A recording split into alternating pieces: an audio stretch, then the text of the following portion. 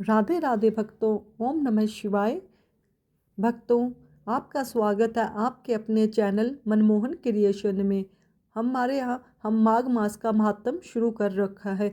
आज हम छठे अध्याय का वर्णन करेंगे। ध्यानपूर्वक सुनिएगा।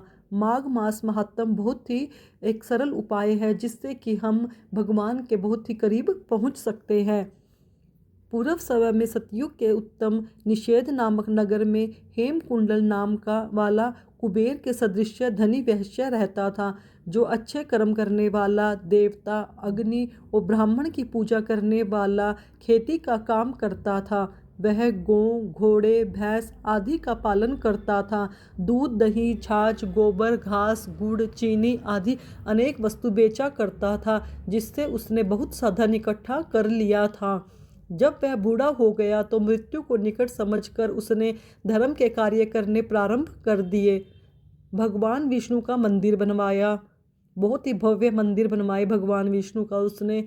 कुआं, तालाब, बावड़ी, आम, पीपल आदि वृक्ष के तथा सुंदर बाग बगीचे लगवाए। उसने अपने गांव में सारे बाग बगीचे, सुंदर तालाब बनवाए, जिससे कि लोगों का भला हो सके।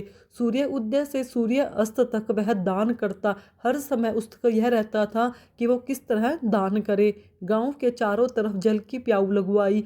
उसने सारे जन्म भर जितने भी पाप किए थे उनका प्रायश्चित करता था।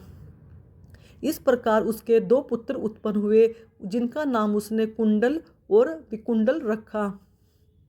जब दोनों लड़के युवावस्था के हुए तो हेमकुंडल वैश्य गृहस्थी का सब कार्य सौंपकर तपस्या के नियमित वन में चला गया और वहाँ विष्णु की आराधना में शरीर को सुखाकर अंत में विष्णु लोक को प्राप्त हुआ।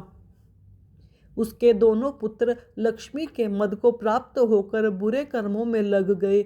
वैश्यगामी वीणा और बाजे लेकर वैश्याओं के साथ गाते फिरते थे। अच्छे सुंदर वस्त्र पहनकर, सुगंधित तेल आदि लगाकर, भांड और खुशमदियों से घिरे हुए हाथियों की सवारी और सुंदर घरों में रहते थे। इस प्रकार ऊपर बोए बीज के सदृश वह अपने धन को बुरे कर्मों में नष्ट करने लगे।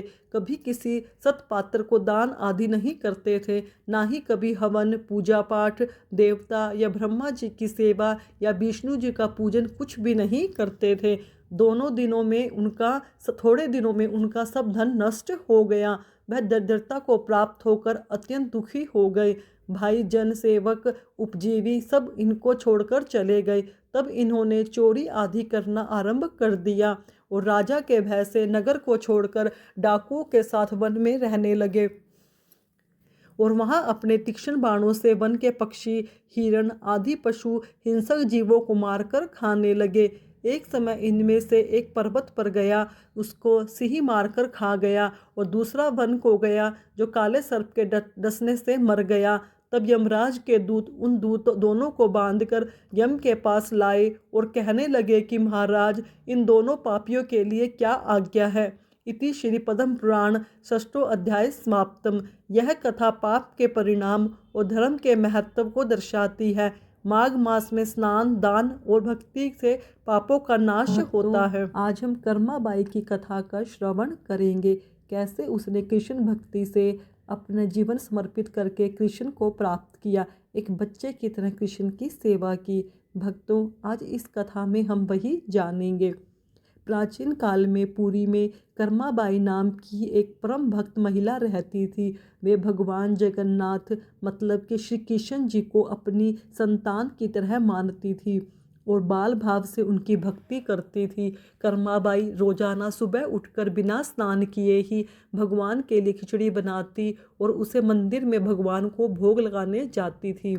एक दिन पुजारी ने देखा कि कर्माबाई बिना स्नान किए ही खिचड़ी बनाकर लाई है।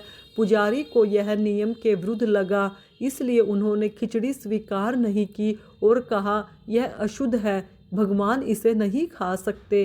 कर्माबाई बहुत दुखी हुई और घर लौट आई। उन्होंने भगवान से मन ही मन प्रार्थना की, हे प्रभु, यदि मेरी भक्ति सच्ची है तो तू मुझे माँ मानता है तो मेरी खिचड़ी को स्वीकार कर।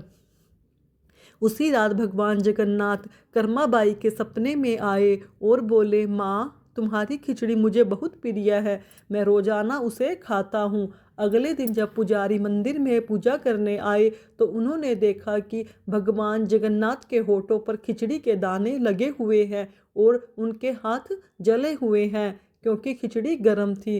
पुजारी जी आश्चर्यचकित रह गए। तब भगवान ने स्वयं प्रकट होकर कहा, यह खिचड़ी मेरी माँ कर्माबाई ने बनाई है। उनकी भक्ति इतनी शुद्ध और सहज है कि नियम कानून उससे ऊपर नहीं है। सच्ची भक्ति में प्रेम ही सबसे बड़ा है। इस घटना के बाद कर्माबाई ने की भक्ति का सम्मान किया गया। यह कथा बताती है कि भगवान को नियमों से ज़्यादा भक्त का शुद्ध प्रेम और निष्कपट भाव प्रिय होता है। यह कथा भक्तमाल और जगन्नाथ मंदिर की लोकप्रिय कहानियों पर आधारित है। कुछ संस्करणों में कर्माबाई को श्री कृष्ण की भक्त या रविदास जी से भी जोड़ा जाता है, लेकिन सबसे प्रसिद्ध कथा